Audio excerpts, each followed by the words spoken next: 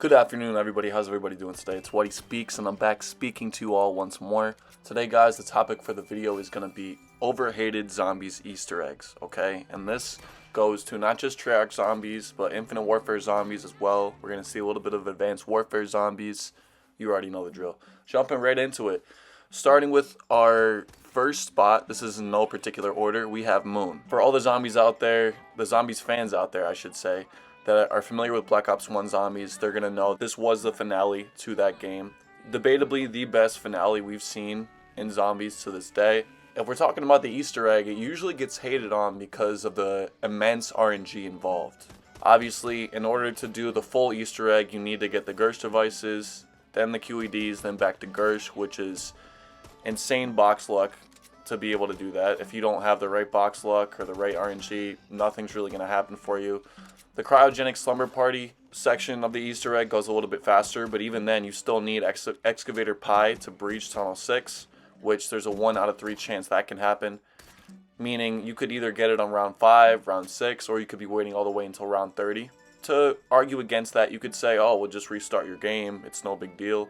You could do that, but most of the time, once you start getting set up, you kind of want to see the rest of the run through. So, for me at least, I notice when I have conversations with fellow zombies fans, they usually complain about this one being luck-based.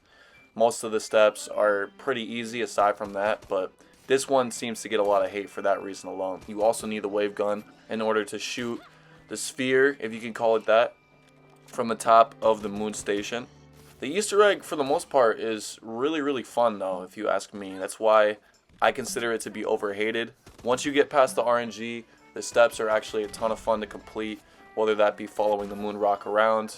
On top of that, you also have the story element of it as well, when you get to trade souls between Richtofen and Samantha, and obviously type on the computer, figure out the passcode, and literally blow up the earth, which is absolutely insane. I mean, the closest thing we've gotten to that is really blowing up the moon under Reisendrock, but doesn't top blowing up the earth, because that really did influence the entirety of Black Ops 2. So that's what we got for our first selection. Let me know how you guys feel about Moon. For the second spot for today's video, we're going to be talking about Attack of the Radioactive Thing. Now, hear me out. Just wait just a second. I know the chemistry step is absolutely abysmal, and I know the map looks like dog water, but if you can get past those two things, the Easter egg itself really isn't too bad if you know what you're doing. If you jump into this map blind, it's going to take you probably a good 2 to 3 hours just to run around the map, find everything. But the Easter egg, once you get the hang of it, again, it really isn't too bad. I've done this at least 3 to 4 times myself. I actually ended up getting the Butcher variant on the UDM, I believe it's called, or the Stalker, one of the two, where if you crouch and then you shoot, it's like an automatic aimbot. So I can run through the boss fight a lot faster now than I used to be able to. But this Easter egg is really just a lot of running around, collecting parts. I believe there's over 15 to 18 parts you have to collect to be able to build everything. It is tedious, but I feel like it gets a lot of hate because the only thing people really talk about when they discuss this one is the chemistry step, which is difficult. But you could just look up a guide on it. If you don't have a guide, you're fucked. But that's kind of the case for most Easter eggs.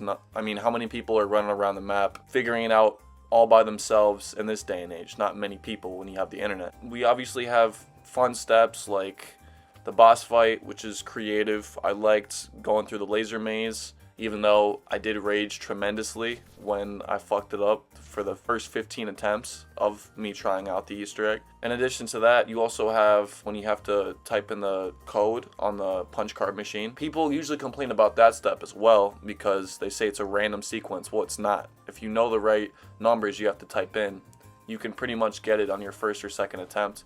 I believe the numbers that you need are 5, 6, 3, 8, 4. And while it's not always the same code, it's going to be those numbers in any particular order. So if you know what you're doing, you can get through it. Changing the colors, while that can be pretty time consuming and it's a lot of running back and forth, if you have racing stripes and you have most of the map opened up, this is really a breeze as well. Just look for the number of the 3 that's crossed off and you're gonna be good to go. If you ask me, Attack of the Radioactive Thing gets a lot of unnecessary hate. Some of it's justified, but I feel like if more people gave it a chance, they'd have fun with it. I think it's a fun Easter egg.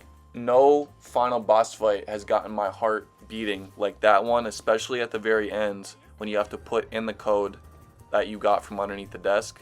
That always gets me every single time, especially when I mess up the first couple times. Jumping into the next spot on today's video, it's gonna be Revelations, okay? Now you could argue, what are you talking about? Revelations, people always talk about how great of an Easter egg it is. I mean, you hear that from some people, because opinions vary, but I feel like a lot of the time, people are complaining about this one because the majority of the steps make literally no sense whatsoever, which I don't disagree with, but from a gameplay perspective, I think it's pretty unique.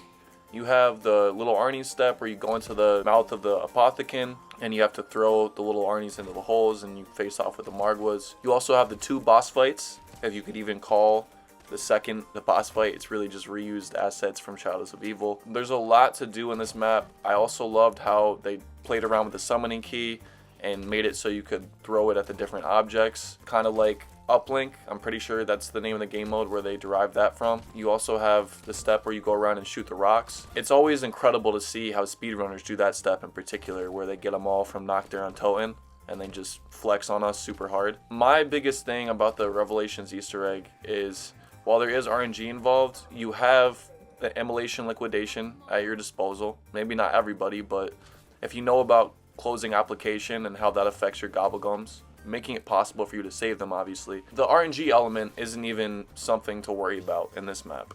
It goes super quick. All you need is the Thunder Gun and the Apothecon Servant, and then you can really start the steps as early as rounds, 1 basically.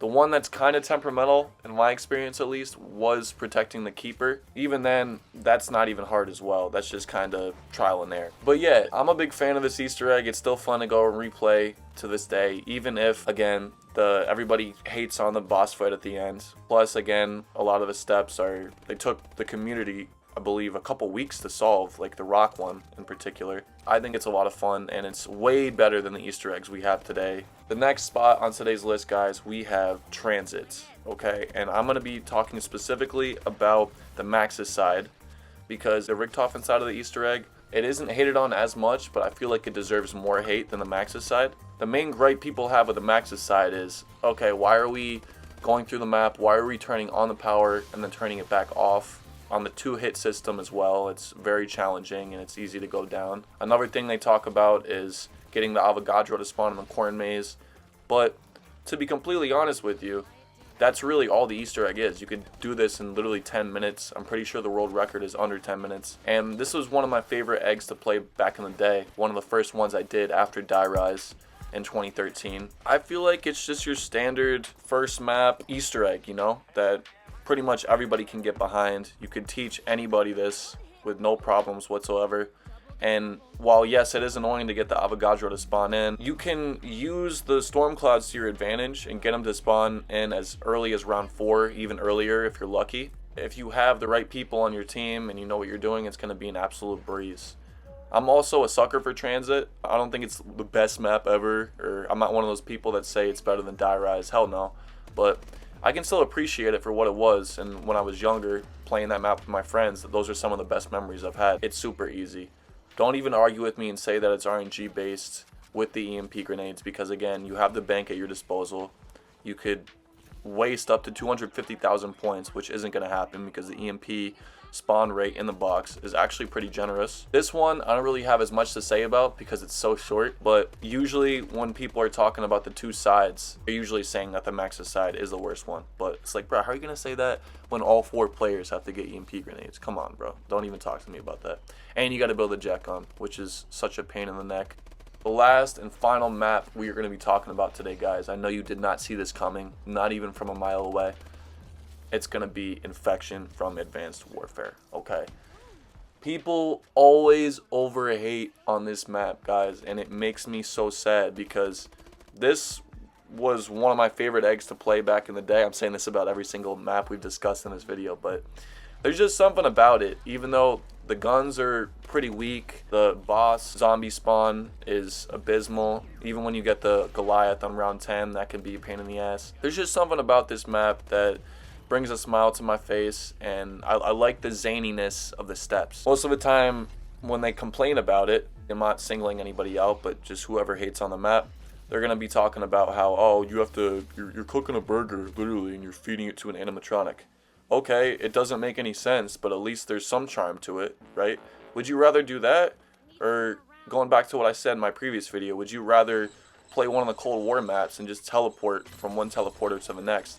No, there was thought behind this map, albeit slim to none, but there's still interesting steps, like the one you're seeing here where you have to fill up the blood, and the room with the golden skillet, the 4 valves that require some skill and remembering where everything is. Obviously, they only spawn 1 valve at a time. You also have the step where you activate Bubby at the very end after launching the rocket, and he literally slays zombies. That usually only lasts like a minute and 30 seconds. Plus, the step where the bombs drop, you start shooting out of the top of the burger in Burger Town, and you could die. I'll never forget playing that at the first or second time ever with my boy Civic, and we accidentally threw the bombs at each other. We just ended the game entirely. I really appreciate this Easter egg for what it is.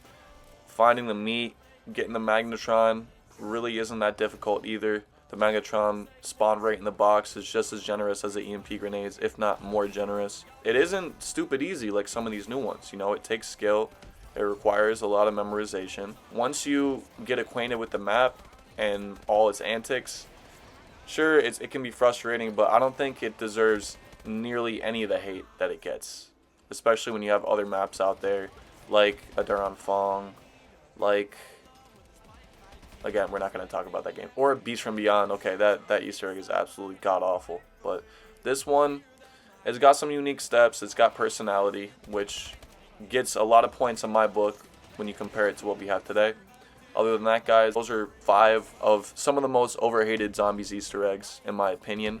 I'm going to be doing more Zombies content throughout the week, with an upload schedule of about 2 to 3 videos a week. Let me know how you've been feeling about the content. Thank you so much to everybody who commented and has subscribed since the last video. I appreciate you guys more than you know. I'm gonna always heart all your comments if you leave one, positive or negative. Appreciate your feedback, guys. Have a great rest of your day.